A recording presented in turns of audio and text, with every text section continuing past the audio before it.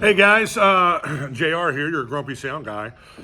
Tonight we are going to talk about some inside secret stuff that I think is going to be really helpful in helping your band to break out of mediocrity, and as well as trying to put things in perspective. I'm trying to bring a heightened sense of awareness to how important the middle market music scene is, to our culture. And that goes from houses of worship and church production all the way to nightclubs and that sort of thing. All kinds of acoustic guys, all the way up to full, 10-piece horn bands and stuff like that. That middle market is really the biggest, the biggest thing going. It's where all the retail people are, marketing their equipment to, is the middle market. It's the demographic that they are reaching for the most, and it's people who support those kind of music programs, are the demographic we're trying to reach, in the music business as well. But before I dig into all that, I got a bone to pick with some of you guys. My marketing guy told me the other day that we were looking at the metrics here on the YouTube channel. 80% of you guys watching, 80% have not subscribed. It costs nothing to smash that subscribe button. Nothing. It's free. Can you please hit the subscribe button and help us to kind of get where we're trying to go here, so we can keep providing this kind of valuable content to you guys. So like, subscribe, follow, share these videos on social media with people that you can benefit from it. I get a lot of bands that are contacting me, and agents saying they're sharing them to all their bands on their agency. The bands are saying we're sharing it to all of our band members. If you are one of those people, please hit the subscribe button, so you can support this kind of content, and we can continue to make this kind of content for you guys. So that being said, let's kind of just dive right in here. So I want to kind of start off just really trying to bring awareness to you guys to just how important what we do is to our culture. Listen, the amount of people that are coming out to nightclubs and even going to churches, really, if you want to just really, really get super honest with this conversation, has dwindled greatly in the last 15, 20 years. I'm 50 years old, so those of us that can remember what life was like back in the 80s, everybody went everywhere in the 80s. We worked for the weekend. Like, the weekend was our time that we're going to go out with friends. That personal face-to-face connection, was super, super important to our way of life in those days. And that's one thing I can say that I think social media has kind of been detrimental. Social media has been super cool with staying connected with friends and family, especially those that live far away. It's been super productive in being able to promote ourselves and to help our cause, or to bring a call of action to things that need to be, brought to the surface and looked at. But it's also been hugely detrimental in people connecting. And I think that has played a key role in why people don't go out and support live music the way they used to, or even support their local church the way they used to. I have probably, I don't even know, 20 some years inside of church production at this stage of the game. I work regularly with churches doing installs. I was just on the phone today with my install, guy. We're getting ready to make a big purchase for a church that I work at in Gaithersburg, Maryland, and make some things happen there. So I am as much dialed into that scene, because I'm a Christian and I came out of that scene, as I am to the 30 or 50 shows of secular shows that I do every year, on top of the 50 or 60 Christian shows that I do every year. So I'm pretty dialed into how both of those environments have taken a hit. The other thing is too, without getting political, because politics is not something I'm really interested in. I'm not a political scientist. I don't claim to, have any kind of educated anything about any of that. As a business owner, I have all my own opinions because of the way the tax law is and things like that. But I think we live in a culture of fear, so I think that has played a role in why people don't come out. Let's face it, I being somebody who works in large groups of people all the time, there's a lot of times I'm looking around the room and I'm just kind of like, man, I think about a lot of the public shootings that have happened. There was one in a movie theater a couple years ago. We've had several nightclubs. The one down in Orlando comes to mind. My prayers to all those people and everything. I hate to see all that kind of stuff.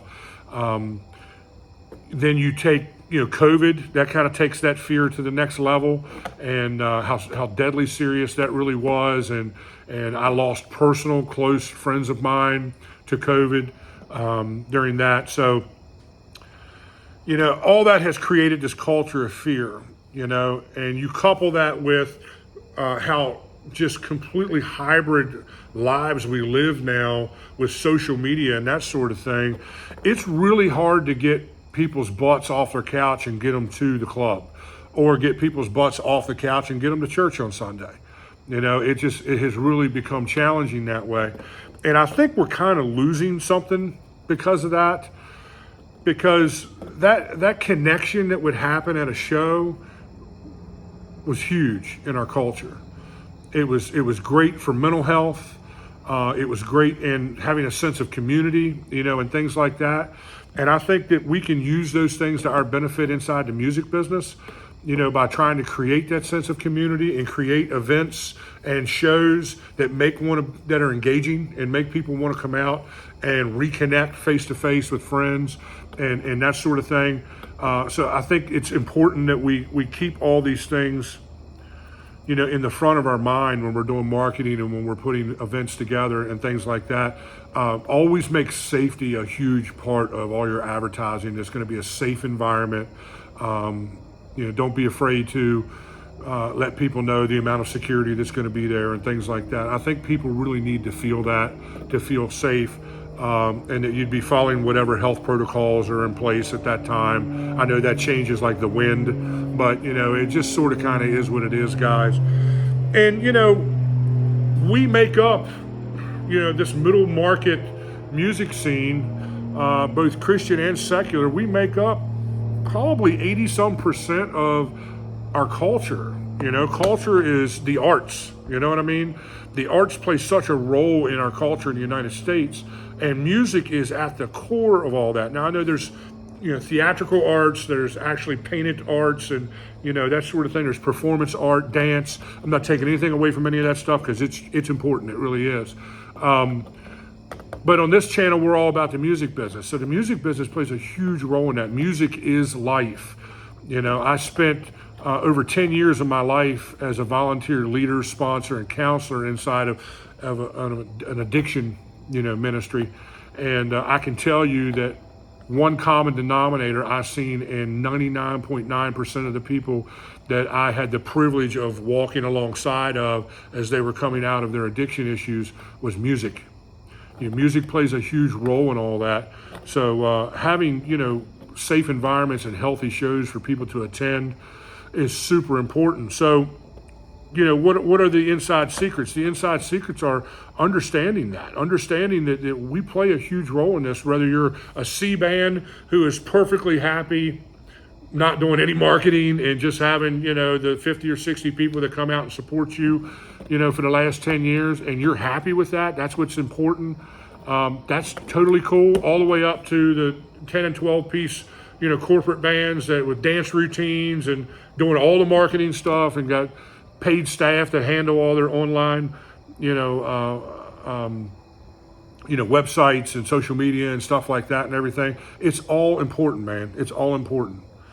One of the key things that you can find throughout history, whenever there was a major decline in societal morale, was the removal of the arts and the removal of music, and things like that, and personal expression. I think that's so important.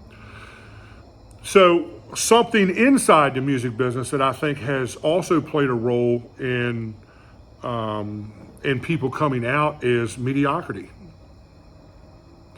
Let's just get real gut level honest, because that's kind of what we do on this channel, and let's take a look in the mirror. I put up a Facebook reel last week about the importance of lead singers learning the lyrics to their music. And I knew it was going to be a hot button subject. You know, a lot of guys use iPads on stage and cheat sheets laying on the floor and taped all over the place and all that kind of stuff. And I gave a pass to older people, you know, in their 60s and 70s. I gave a pass to you working up a new song. This is the first time you played it out, you know, that sort of thing. But the reality of it is that is one of several different aspects of what we do that has just become mediocre. And it's driven that culture of mediocrity. You know, a lot of people were like, well, this big name artist uses teleprompters and uses this and uses that. You know what? Once you're an icon superstar, you can do whatever the hell you want to do. But I have worked with a lot of those people when they were up and coming before anybody knew who they were. And I'm here to tell you they were not using teleprompters or iPads or cheat sheets when they were coming up through the ranks. You know why? Because if someone came out and seen them, if someone come out and seen them, like a record label or something like that, or a booking agent or a management firm or something, that would immediately communicate to them that these people aren't serious about what they're doing. Don't get mad at me about that. That's just a fact. You know, go to Nashville on, you know, Broadway, and you can see literally dozens and dozens of acts that know hundreds of songs by heart. You know, I will regularly work with up and coming Nashville artists. Not one of them have an iPad on stage. Not one of them have a cheat sheet on stage. Not one of them are doing that because they are trying to live in the mode of excellence. And I think that's something that we can do a better job of in the middle market. Again, this is not going to really apply to C bands or low B bands that are just kind of happy out there plugging away at, you know, $300 gigs and stuff like that. I'm not even talking to you. You go do you, boo, and you be happy. You be happy. That's fine. I respect what you do. I think you're worthy to be known and worthy to be heard. There's nothing wrong with that. But the bands that are trying to grow, you know, the mid to upper B bands, the A bands that have arrived, or maybe you're a new E band and you're still trying to kind of, you know, prove your way, you're not going to communicate that level of excellence with cheat sheets on the stage and with iPads all over the place, you know, spoon feeding you the music, because it communicates mediocrity. If we take that to the next level where we're leaning into tracks to get us through songs, using tracks as a crutch to get through songs, I think that's feeding that same mediocrity. I don't have a problem with tracks. It's here, guys. It's not going anywhere, you know. Tracks are going to be a part of what we do probably for the rest of, you know, our middle market existence. But there's a difference between having some keyboard tracks and some goofy production stuff or percussion stuff happening that was on the record, and having everybody on stage tracked and the instruments aren't even plugged in and it's basically karaoke. Because I've seen a bunch of that too. That's mediocrity, man. That is feeding these audiences mediocrity, and it has gone on for so long that we've forgotten just how good a really good, talented band is. You know, I always compare it to audio quality from vinyl to CD to now MP3. MP3's been around so long, we don't even miss the things that we're not getting frequency-wise from the original recordings. Don't even miss it, because MP3s have been huge now for almost 25 years. That mediocrity is now commonplace. And the same thing is happening on stage with some of these bands, where they're doing the absolute bare minimum, expecting to get paid, you know, the top tier, you know, kind of pay rate, and there's 110 people in the room, in a room that seats, you know, 500 or 600 people, and that whole thing's just driven by laziness, because you can't get guys to rehearsal. Talk to a guy just 2 or 3 days ago, who said we were having an honest conversation about some vocal issues we were dealing with, trying to get his ear monitors better so he can be a little more on key and not struggle so much, especially later in the night when the band gets loud and he can't hear himself sing as well. And playing to their strengths, meaning playing music that they do really, really well. Music that's really in the meat of his vocal register and stuff like that. And he immediately was like, man, I've been saying this for a year. I can't get the guys to come to rehearsal. I can't get guys to show up for a rehearsal. We've had one rehearsal in the last 3 or 4 months. Whose fault is that? Whose shoulders is that mediocrity standing on now? It needs to be said. So then you have a music scene that is just spoon feeding the audiences the songs they love. Maybe your set list is correct. Maybe your marketing looks good, but you're just spoon feeding mediocrity on top of mediocrity on top of mediocrity. I had one guy comment on my reel last week about learning lyrics saying, I put an iPad up at every gig and not one audience member cares.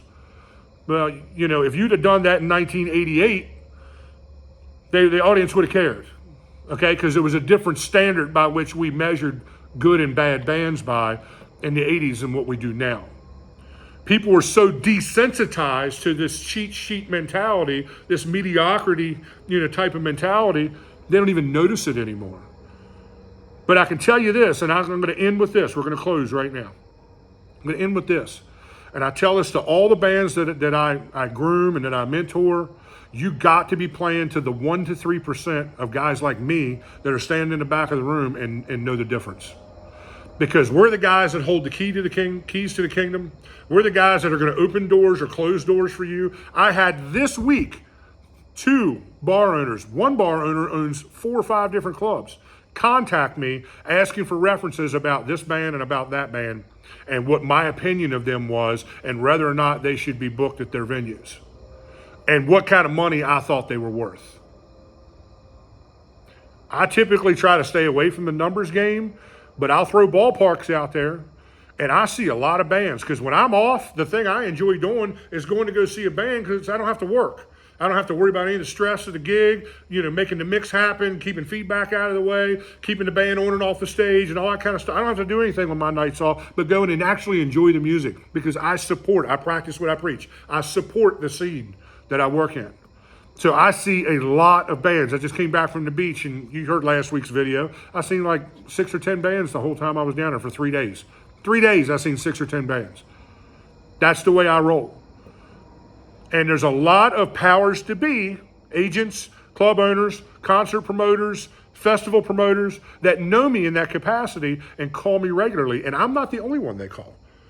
There's a ton of guys around the Mid-Atlantic that have that kind of connection to the scene. These bar owners and agents don't always have time to go see the bands. So they depend on people like us who they can trust, who they know knows what they're looking at and knows what makes a successful band and what makes a half-assed band, and they call us wanting our input. We're the 1% to 3% that you need to be playing for at every one of your gigs because we're the ones that are going to open or close doors for you when our phone rings. I used to say this when I was in my band.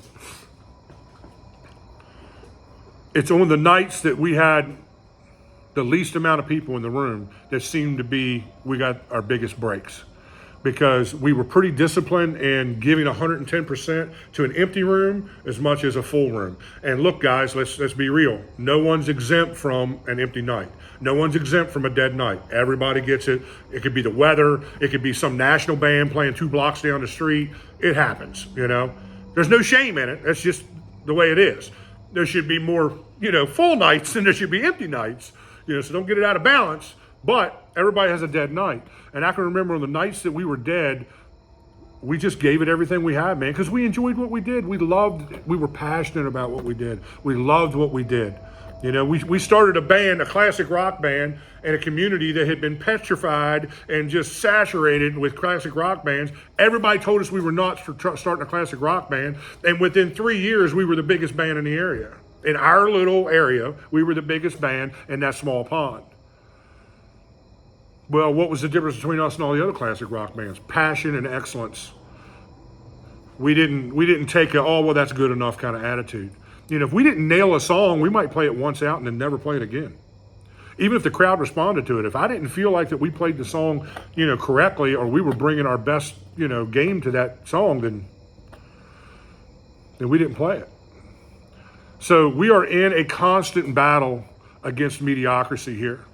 And I think if we think about what I'm talking about here today and take a look in the mirror and take a look at your rehearsal schedule and take a look at how you're doing business, you'll see that I'm right. And you'll see that your band could do a whole lot better if you just tried a little bit harder and put a little more passion and a little more effort into what you're doing and break out of that mediocrity and into a level of excellence. I love you guys. Please subscribe to the channel. Please. I'll see you next week.